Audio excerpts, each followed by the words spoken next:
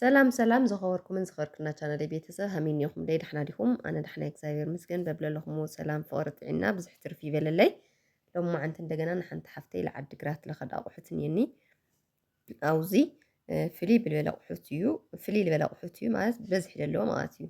بزح أقحية جزيلا إن أوزي بمجمرة شوقات خلت شوق نيو كريكن مالتيو أوزي شوق مس براج قويو ወርቃማ ቾክ ኮይኑ ብዓጽሚ ሎም ለለፋሽን መጽኒዮ ካውለት ሓንቲ ለ ብብራማ እያ ክልተ ዓይነት የገዜላ ብብራማይ ብወርቃማይ ማለት እዩ ካው ግን ብዓጽሚ እዩና ብጣዕሚ ደስ ልብል እዩ ኣብዚ ቦራጭቋ ምስ ቦራጭቋ እያ እዚኣ እንደገና ለለ ዛ ብራማ እያ ምስ ብርጭቋ እያ ሳለይ እዚኣ ለ ብራማ ማለት እዩና ንሓንቲ እያ ዋጋኣ እንደገና ለለ 4000 ለክልትየን 8000 ማለት እዩ ትሬን ለኽን እዚኣ ብራማ እዚኣ ብወርቃማ ብጣዕሚ እዩ ደስ በሃሊ ማለት ስበረኒ ይትል ግዛዒትል ካብኡ ብጣዕሚ ይረግድ ዝብርጭቆ ብጣዕሚ ይረግድና ትሪኦ ኣለኽን ማለት እዩ ኣሕዋተይ ነማነ የዚ ኩሉ ግዜ ኣነ ትፍለክ ተለኹ እዚ 6 በራጭቆ እዩ 6 እየን እንታ 6 እየን ካብኡ እዚ ኩሉ ግዜ ኣቑሑተዊት ግዛ ልለክን ኣብዚ ስለለሎ እዩና ብደንብ ካውዚ سيراميك دستنيو بحموشته ين همزل تلمد أيو واجن 19500 خوينا نيو هنديني هملو سخلو زواجاجن رأي أخواتي زحم شيتي بادي لا يدخل لا مالتي قلت فلالخو هنا جركني مهنياتو دقيق على الكينو حكن أو زلا ركوت خلنا كومبليت مسريزا مسفرني لا مسمت أنا خلا زي عندنا لا 4500 زعبايا كاوزي لغنست لني يا انا 4 لني يا بزي قطامي ካው ዘመን ጽፍ ዚያለ ዓባያ ሽሒ ሰለስተ ካብ ዚያለ ሽሒ ቅርሽለኒ ኣያ ሓንቲ ኣውዚ መቐመጢ እዚ ኮፍ መበሊ ማለት እዩና ክልተ ዓይነትን ሓንቲ ብስፖንጅንያ እዚኣ እንደገና ደለ ቁሕትና ቡና ልተቀምጠሉ እዩ ዋጋን ግን እዚኣ ክበር ለለት ያ ረክስ ለለት ያ እዚኣ ሽሕ ቅርሺ ማለት እዩ እቲያ እስከ 7 8 ትበጽሕ እያ ካው ብምቕጻል ዞ ኣጋር እዚ ዞ ብረድስት እዚ 5 እየን ብጣዕሚ ይረግድ ቱ ዛዕቢ ትትخلو ዛዕቢ ማለት እዩ እሱስ ክልተ ደሮ ከስርሕ እዩ بالግምት እኔ ብጣዕሚ ዓቢ ቪድዮ ስለኾነ ይነሱ ይልምበይ ዓቢ ዋግኡ 20000 ድፍን ማለት እዩ ኣውዚ ናማነ እየ ጉዕዞ ግዛ ለለክናነ ብምኽንያት እዩ ኣሕዋተይ እንዳየና ኢላና ሃራሃም ልኸድሎ ቀድመ ህዚ እንደይ ገዜ እያ ነይረ ሙሲክን ሴራሚክ ክሪእኽና ይኽን ህዚ ግን ረእዮ ወሲኹን እዩ እዚ ግን ለየናስ ሕነረ ስለሆነ ግን ምንም የናስ ሕካይ ያው ዋጋ ምንም ጸገም ይውሊ ማለት እዩ እና ቆንጆ ንብረት ያገዚያኒ ሓፍተይለ የስመረላ ብለላቶ እግዚአብሔር አምላክ በረከት ይምለሰላም በይ አዳአትያ ለቀራያ ጉዕዞ እንደኝዮ ይብሊ ሁሉ ጉዕዞ ያደርጋ ገዚያኒያ ማለት እዩ ካብ መቅጻል ዘን አጋር ዚን ለ 5 እየን ሐሙዝ በዓል ፍላወር አጋሪ ግንዚ ፍላወር ይውሊ ዋጋን 7000 እየን ከለርን ግን በጣም ደስ በሃልቲ እየን ሓንቲ ተኣሽጋ ኣብ ውሽጢ ስለለላ እያ ዛሕምሸይቲ 0488 ኬክ ፍላኒ እንደም ቅድመ ህዝለ ላብ ራያል ተኸዲለ ለቕረኽዋ ሃማያ እዚኣ ለዛ ሰፍ እዚኣ ለ ስፌታ ብጣዕሚ ያደቃ ቆንጆ እያ ንእሽተን ትመስል እምበ ቆንጆ እያ ዝሮስ ማእኸለይቲ እያና ዋጋ 2500 ካብ ብምቕጻል ትታንቴል እዚ ካብ ዕዳጋ እየገዝአ እዩ እዚዛትኒ እያ ነይራ ግን ዘላ ኣዘዝኽዋ ኣጋጣማ ዝራ ስለልትጉድእታ ክትሰርሐለ እየ ከኣለቲ ቅልጥፍኒ ስለለልትኒ ሓፍተይ ግን ካብ ዕዳጋ እየገዝአላ ያው 2000 ዝና ጎፍላ ማለት እዩ እዚኣ ጎፍላ እዚኣ ሕፅር ለለት ኮይና ጎዳንያ ብናዓላ ምርጫ ለያ ብናዓሊለ ምርጫ እየ ክልቴና ኢና መሪፅናያ ነዊሕ ኣጋጣሚ ጥዑ ስለልሰኣንኹ ማለት እዩና እዚኣ 15600 ግን ጎፍላ ስፌታ ብጣዕሚ ያደቃ ደስ በሃሊት ያወራርዳ ኩሉ ነገር ማለት እዩ እዚኣ ለ 8 እና ገልግል ማለት እዩ ለገልግል ግን ነዊሕ ወይ ንዙ ታንቴል ግን ምንም ህግበረ ይከኣሊ እጽፈ ቢልኻ ተቆምጠል ትኽልያ ዛገልግል ለራያ ብጣዕሚ ደስ በሃሊት እያ ካውለ ግጥምት እያ ሸለለ ቢለያ ሪእኽና ይኽን እዚኣ እንደገና ለለ 5200 ንብረት ላወሰኸ ይኸሎ እዚኣ ናጎፍና ጊዋዎ እያ አጋጣሚ ጊዋዎ ግን ገዛና ስለለሎ እዩ ለይና ጌረያ ነይኹ ኣውዚ እንደገና ለለ ምድጃ ነዮ ምድጃ እዚ ታይል ባህል يصحف زرو حدا ነገር لني وصحفو ግን አንደኛ ደረጃ ይለ ያህባትኒ እዚን 2500 ካብኡ ብምቕፃል እዚኣ ሴት ኣጋር እዚአን ብሰለስተ ኮይነን ስሉስ ኩርናዕ እያ ሰሪዛ ብጣዕሚ ቆናጁ እየን ከምዚ ደመና ድዩ ዝበሃል ከለረን ለ ከምዚ ፀብሒ ንኽይውን ግዛም ዛ ኣይበላሻይ ላዕላየን ማለት እዩ ፃዕዳ ፃዕዳ ይኾነይ እና እዚአን እንደገና 8 ሰለስተ ማንካልን እኒአወን ሰለስተ ኣጋርን ሰርቪዘን ማለት እዩ 8 ኣብዚ ቅልጥፍ ቅልጥፍ ኢለ ክናገረክን እየ ምክንያቱ ደቂቓ ከይነውሕ ማለት እዩ ህንዳይ ጉዕዞ ስለ ዘለዋ ትሪአን ልኽን ኣብዚ እኒአዋ ማንካን ለ ሰለስተ እየን 8 ካብኡ ብምቕፃል እዚኣ ለ ያው 300 እያ ካብኡ ብምቕፃል ኣብዚ እኒኣ በራድ እያ እዘን ረጎቲ በራድ ኮይኑ እናፃባለ እያ 600 ካብዚ እንደገና ለለ ሰርቪስ ሃምና ዓረብ ብትክክለኛ ግን ለቐረ የለና ዓዲ ዓረብ ለለ ኩሉ ዳርጋ ገዚኣቶ እያ ክበሃል ይከኣልና እዚአን 3 እየን ረኣያ 3 እየን እንካኡ 2700 እዚአን እንደገና 3 እየን ግን ብኣራት ማዕዘን ማለት እዩ እዚአን ለ 2700 ለቐረያ ጉዕዞ የለይ ሓፍተይ ካብኡ እዚኣ ለ መገናፈሊት ዝሓጭን ብሓጭን ለላ ረጓድ እያ እሳ እንደገና ለለ 600 እዚኣ ለ መንከሽከሽ ለ 200 ካብኣ እዚኣ ለ ወርቃማ እንትን ናታይ ዝበሃል ማንካታት ቃማ ናረኩት እንትን ማለት እዩ ማንካ ማለት እዩ ቡና እሳ እንደገና ለለ 700 እዚአን ለ ደርዘን ደርዘን እየን ኩለን ፋርኬትን ዛንኡሽን ማንካና ሽኮር ኩሉ ነገር እዚአን 300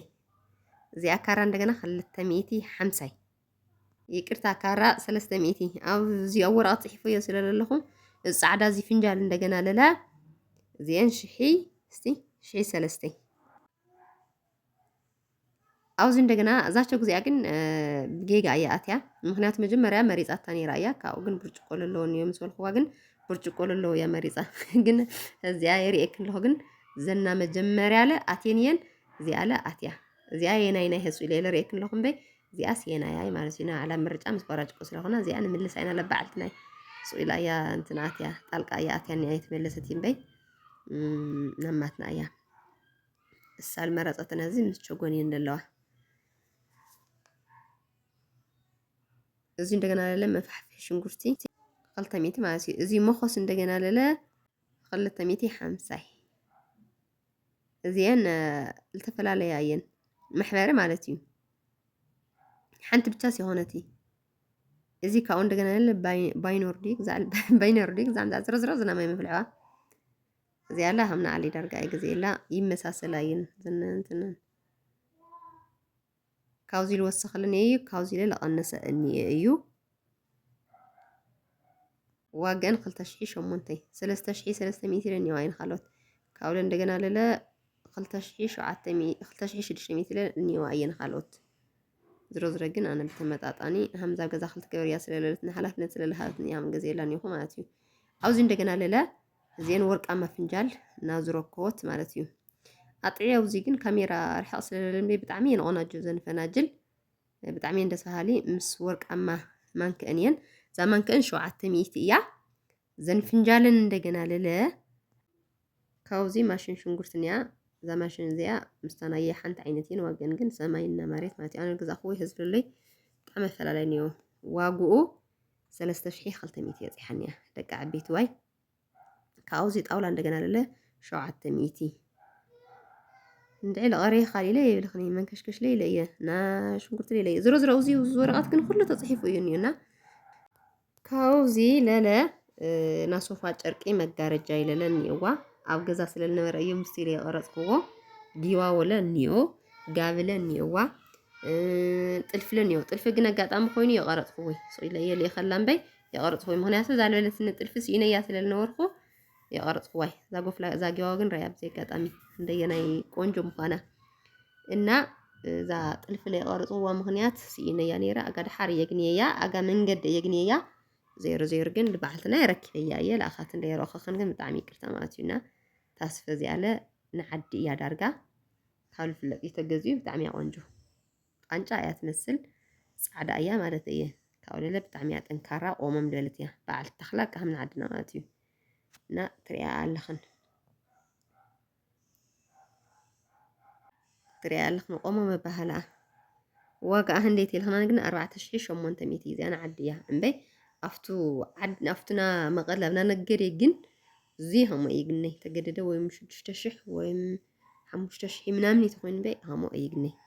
إذا عنت ولا رأخن تعيس ما تنتي لزي آية تريا لخن مالتيو كعدا قصير لخنا نيشان رغال بلايو جن من مكبريك عليك هبترحك صدر بموالية جزيو ينبي محازة الزيزخة بدرب المسلوة يلي اللي هو باتو نيشتن زي أونجيديو جن لتنكرنو لكل نجار جن محازة الزيزخة المسلوة يلي إحواتي الناطرية لخن ريا قومهم البلد بتعمي أونجو كاولا لا وش اللي بتعمي يقفي همزي خان فاري خوني همزي الولا خوينس أو زي ما أقولها هميد البال سافح الولا زرو نا لبامات نا لبامات صفو يزروا الناطرية لخن زيات مسل واقعة كاولا جوا على زيات مسل كاو بمغصال دي قعزو سلالو اللي يقنوزي لن تفصلوا في الناقرة كنتعي كاولا بمغصال أو زي قابنيو قابله الولاد مالتيو زتات اللي جزء أصل الخونة جزية يبيليو أتو الفجن أقعد أم دحر لي أنا جيراتني كتزل بتعميو جزي حصيرني كاوجن جزء سينيا إنه زرو زياش حيتش عندي 4 بتعمي أونجو كاوزي جابي بهمي تلان حواتيجن جابي قصدي رجود لبلا ليو كاون دجنا للا قطم لبلا همزي ها لبلا ليه وانا ماتي نشحت شانتي كاوزي مجارجة زي مجارجة زي أجن كل عينت يا هم خيل بهال إرصاص جلبال إرصاص به ليه هون زي إرصاص خزياب بتاع أونجيا مع تعا همزنا يا حمشت جلباليو كاولينا وشت لن يأتي أنا قادعة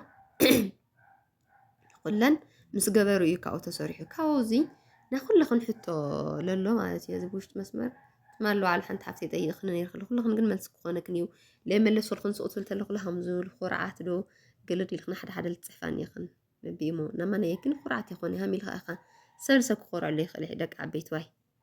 إنه ناس وفات القسموني يحشلت لنا حواتي لخن بسس يصبو تروقد ما بتعمي روقد لمحصاوات شجاري لك تزرقو حتشجاري لك درقات شجاري رغل ولا زوسس لك اللي خطه خوين جن بتعمي قنجو إنه نحفتي لا نا زينات انتنا نا صفعة بسس السرارة بسس تايس متركي نا مجارج عندنا بروقدي بسسي مالتي سس مالت زو جبر ينيو تو روقد لي أو روقد ينيو نا تريو اللخن دس بالليل ندعي زرعنا بتعمي فوتيو جن هذي عبنا عليه زرقي حلي روخ خن قلنا يا إيلي شبيو نايا التفل عليه صوفة سل الخنايو ناشو على التسويب تزادس زرو أسري حلا تري اللي خنطلالات كاوزي كله مالتيو مستراسو نزرف رفوق زعم مالتيو ناشو على انتن صوفاي مجارجوي زن جبران للوانا زن تأيسو من زن رقوتي مس من تلتقليين زانا وشتي كلن تغلالا ستي عسرا شو عتشحي حمشتمتي حمسي طلالا الكلن مالتيو مس جبرو مس مسريو مس تراسو كله بتين 500 مترو جبر 500 مترو رقيد تي عندنا خلت مترو زانا وشتي كاو زنا صوفا زو عبي صوفا أيو ناشو عتسة مالتيو كاوزي خلخن حتى خن فوت هاي البهالزي ناسو فاتر قصن دي ودني خوني خن تطيقانني خن أنا كنزي كن أي فوتي حميتي الخناني صوفا يلا أخ مجمرة مو كاو بعلم يملو صوه هذي رأسان صوفا نيو كاولا تحت لبلني الأنس هزنايي درجة أناش يك بهالي كال حد صوفا نيجن هذي صلو رأسان نيو سلف ليولو الصور سلسلة الخنا يوسخي أنسي سلسلة الخنا بعلاتهم يمفضوا أنا نزيل الأخاتنس انت نايب لي مالتينا تركتات زي يمثل إن زي يمثل تريو لخن هزي زي مكر زو صوفا تركي فيديو سيل لخنا يسوي انت مثيل بي ዝሮ ኣነ ብጣዕሚ ደስ ኢልኒ እርሳስ እዩ ታይለይ ፈትኽዋት ኢልኽና ግን ዘብዝኒኦ ዝርፍርፍ ስኢነዋ ጥሩሕ ክገብሮ ኢልንማ ካብ ጥሩሕ ትገብሮ ዝኾነ ይኹን ኢለዮ ብዚኣ ገይርዋ ጥራሕ እዚኣ ንሽተን ቄሪላት ንበይ ካሊእ ብጣዕሚ ቆንጆ እዩ ምክንያቱ ሲ ታከለር እዚኣ ለኻሊእ እያ ትኾን ነይራ እምበይ ለኣስ ብኾነት ነይራ ግን የለይ ብሱር ተስኢኑ እዩ ስለለለኒ ዋይ ካብ ጥሩሕ ትሰድ ድማ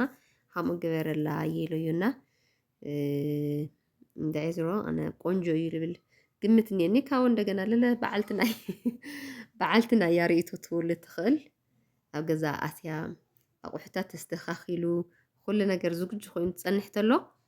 በቃ እንደይ ደስታ ክስምዓ እዩ ልብል ግምት እኒአኒ ሳለን እንደይ ደስ ኢልዋ ርእይቶ ትበኒ እያ ትበኒ ትኾን እያዋ ዝሮ ትግርኛ ጠፊእኒ